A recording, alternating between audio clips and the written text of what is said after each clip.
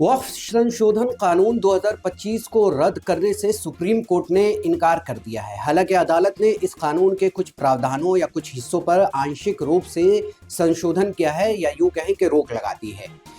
Supreme court के मुख्य न्यायाधीश जस्टिस B.R. गवई और जस्टिस ऑगस्टीन जॉर्ज मसीह की बेंच ने सर्वसम्मति से अंतरिम फैसले में कहा है कि पूरे वक्फ कानून पर रोक नहीं लगाई जा सकती है या नहीं लगा रहे हैं। हम नए कानून के कुछ प्रावधानों पर रोक लगा रहे हैं। आज की वीडियो में हम एक एक कर आपको बताएंगे कि इस कानून के कौन से मुद्दे हैं जहां अदालत ने मुस्लिम पक्षकारों के हक में फैसला दिया है और वो कौन से पहलू हैं जहां अदालत ने केंद्र की दलील को मानते हुए कानून में कोई बदलाव नहीं किया है या उस पर रोक नहीं लगाई है। मैं हूं सैयद दानिश अफरोज और आप देख रहे हैं अपना पसंदीदा यूट्यूब चैनल BI यानी बोल इंडिया न्यूज।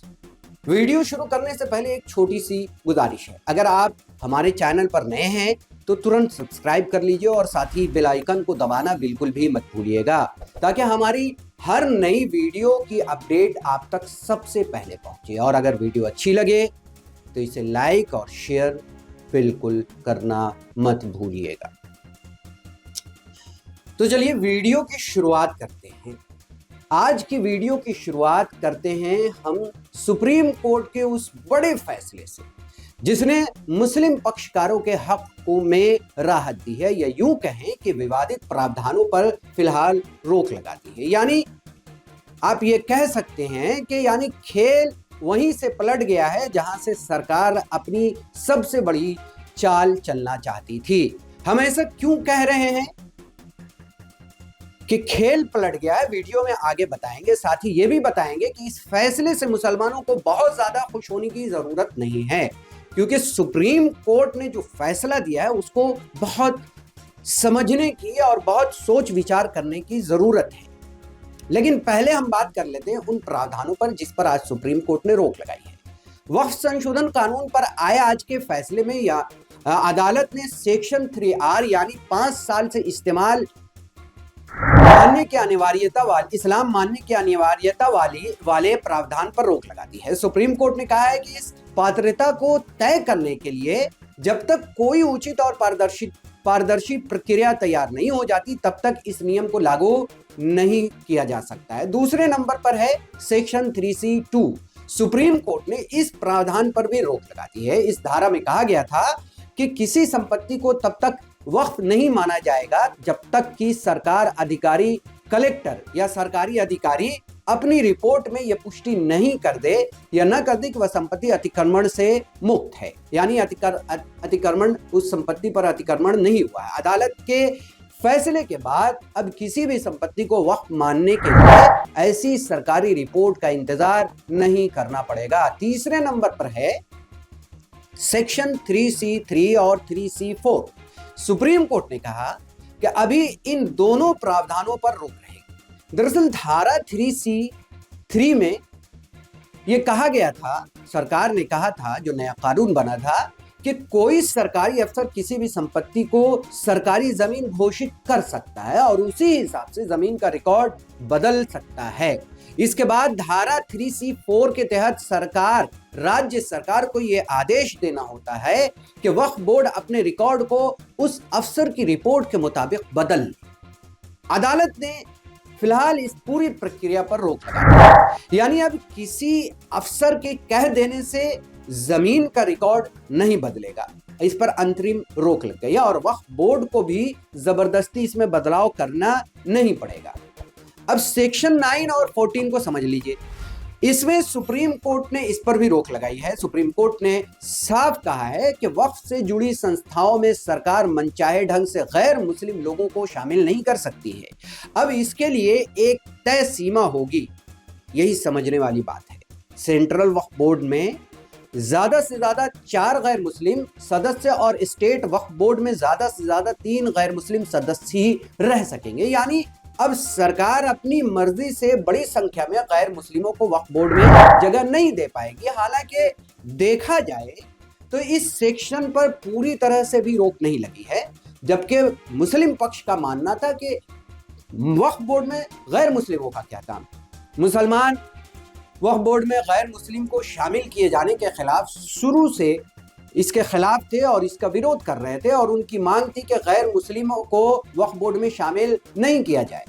अब सेक्शन 23 को समझ लेते हैं, सेक्शन 23, जिसमें सुप्रीम कोर्ट ने कहा है कि वक्फ बोर्ड के सीईओ यानी मुख्य कार्यकारी अधिकारी की नियुक्ति करते समय कोशिश यही होनी चाहिए कि कोई मुस्लिम व्यक्ति ही चुना जाए।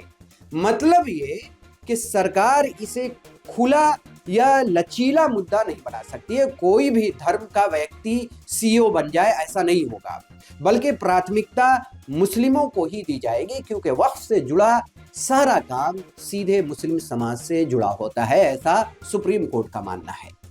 अब आइए सरकार के हक में जो फैसले आए हैं, तो सरकार जो चाहती थी और उनकी मंशा जो थी उस पर सुप्रीम कोर्ट ने उसके हक में जो फैसला दिया है।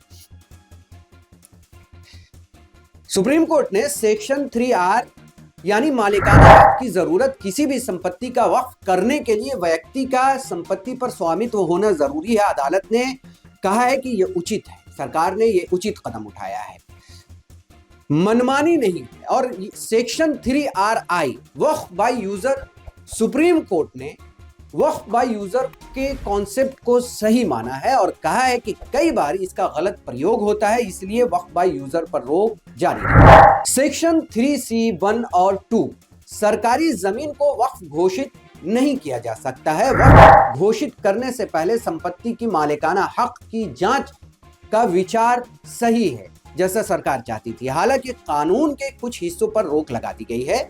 अब सेक्शन 3D के बारे में बात करते हैं, जिसे संरक्षित स्मारकों जैसे संरक्षित स्मारकों क्षेत्रों को वक्फ घोषित नहीं किया जा सकता है। अदालत ने इस बात पर सहमति जताई है। इसी तरह सेक्शन 3E ट्राइबल लैंड या अनुसूचित क्षेत्र की जमीन को वक्फ घोषित नहीं किया जा सकता है, इस पर कोर्ट ने किसी तरह की कोई रोक नहीं लगाई है। इसी तरह सेक्शन 36(1) सभी वक्फ को रजिस्टर किया जाना चाहिए। अदालत ने कहा है कि यह कानून सही है। इसी तरह सेक्शन 36(1)(a) किसी भी नए वक्फ के लिए लिखित वक्फ दस्तावेज होना चाहिए। अदालत ने इस पर भी रोक नहीं लगाई है। इसी का सेक्शन 36(7)(a) अगर कलेक्टर यह रिपोर्ट देता है कि भूमि विवादित है या सरकारी स्वामित्व वाली है तो वक्फ रजिस्ट्रेशन रोका जा सकता है। इस पर अदालत की कोई रोक नहीं है, इसीलिए यह कानून भी अदालत सही मानती है। सेक्शन 36(10) यानी वक्फ संपत्ति 6 महीने के भीतर रजिस्टर्ड नहीं होती है तो कानूनी अधिकार लागू नहीं किए जा सकते हैं। कोर्ट ने इस शर्त को भी बरकरार रखा है। और सेक्शन 43 गैर मुस्लिमों को वक्फ बनाने की अनुमति नहीं दी जाएगी। सुप्रीम कोर्ट ने इस प्रावधान को कायम रखा है, यानी वक्फ बनाने और उसकी संपत्ति सिर्फ मुस्लिम ही कर सकते हैं, बाकी धर्म के लोगों को इसकी इजाजत नहीं है। सेक्शन 44 वक्फ से जुड़े दावों पर लिमिटेशन एक्ट लागू होता है, यानी कि विवाद दायर करने की समय सीमा लागू होगी। कोर्ट ने इसकी भी सरकार को इजाजत दे दी है, यानी सरकार जो चाहती थी अदालत ने वैसा ही फैसला दिया है। मतलब साफ है, सुप्रीम कोर्ट ने अभी अंतिम फैसला जरूर दिया है, अंतिम फैसला नहीं दिया है बल्कि अंतरिम रोक लगाई है। अंतरिम रोक का मतलब यह होता है कि किसी भी कानून या उसके कुछ हिस्सों को फिलहाल के लिए रोक दिया जाए ताकि उनका असर लोगों पर ना पड़े, तब तक के कोर्ट पूरे मामले की गहराई से सुनवाई करके आखिरी फैसला ना सुना दे। इसलिए आज जो राहत मुसलमानों को मिली है वो अस्थायी है, आगे चलकर ये रोक हट भी सकता है। ये मुसलमानों को जहन में रखना चाहिए। यह सरकार कानून में कुछ बदलाव करके उन धाराओं को फिर से लागू कर सकती है, यानी अभी की राहत को सीधे तौर पर अपने हक में फैसला मान लेना कतई दुरुस्त नहीं है। ऐसे कई मामले अतीत में देखे गए हैं कि अदालत ने पहले अंतरिम रोक लगाई और बाद में विस्तृत सुनवाई के बाद कानून या प्रावधान को फिर से लागू कर दिया। मसलन आरक्षण से जुड़े कई प्रावधानों पर पहले सुप्रीम कोर्ट ने रोक लगाई थी, लेकिन बाद में सरकार ने उनमें संशोधन कर दोबारा लागू किया। इसी तरह ट्रिपल तलाक यानी 3 तलाक का कानून भी पहले कोर्ट की रोक और बहस चली, लेकिन बाद में संसद ने नया कानून बनाकर उसमें संशोधन कर अस्थायी रूप से लगाई गई रोक को खत्म कर दिया, यानी दोबारा लागू कर दिया। यानी अंतरिम रोक सिर्फ अस्थायी राहत है जो कभी बदल सकती है, कभी भी। इसलिए मुसलमानों को और अच्छी तरह से तैयारी करने की जरूरत है। मुस्लिम पक्षकारों को और अच्छे से कोर्ट में ये बात समझाने की जरूरत है कि उनको इस कानून के जिन जिन प्रावधानों पर ऐतराज है तो वो क्यों है और किस लिए है। और ये बात पूरे देश के लोगों को भी समझाने की जरूरत है कि दरअसल वक्फ बोर्ड होता क्या है और वक्फ बोर्ड क्यों बनाया गया है, मुसलमान से जुड़े वक्फ बोर्ड को क्यों इतना मुसलमान उसको अहमियत देते हैं। आप हमारी इस वीडियो पर क्या सोचते हैं, हमें कमेंट कर जरूर बताएं। धन्यवाद।